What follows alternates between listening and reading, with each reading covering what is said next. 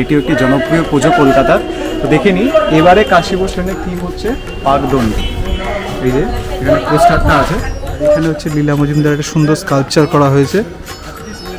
এখনও সমস্ত কাজকর্ম চলছে, এখানে শিল্পীরা কাজকর্ম করছে। আর ওই যে দূর থেকে দেখা যাচ্ছে প্রতিমা, এখানে নোটিশ দিয়ে দিয়েছে 25 তারিখ থেকে নোটিশ দেওয়া আছে সর্বসাধারণের জন্য এই পুজো ওপেন হবে। এখন আমরা চলে এসেছি কলকাতায় কাশী বোস লেনে। এটিও একটি জনপ্রিয় পুজো কলকাতার। তো দেখে নিই এবারে কাশী বোস লেনের থিম হচ্ছে পাকদণ্ডী। এই যে এখানে পোস্টারটা আছে, পাকদণ্ডী। এখনো এখানে কাজ চলছে, সম্পূর্ণ কাজ এখনো কমপ্লিট হয়নি। সাধারণত একটা বড় লীলা মজুমদারের অনুপ্রেরণা একটা স্কাল্পচার আমরা দেখতে পাবো। আর এখানে এখনো পুরো খোলা, পুরো সম্পূর্ণ প্যান্ডেলটা কাজ চলছে, চলুন দেখে নিব। এই হচ্ছে কাশী বোস লেনের পূজা মণ্ডপ, পুরোটাই ওপেন।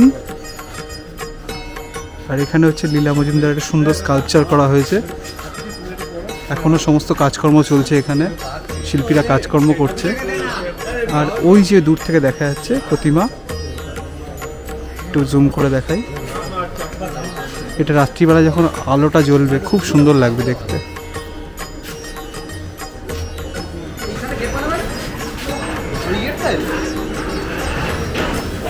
আর এই আশেপাশে যে বিল্ডিংগুলো আছে, বিল্ডিংগুলো প্রত্যেকটা বাড়ির দেয়ালগুলো করা কালার করে সব করেছে।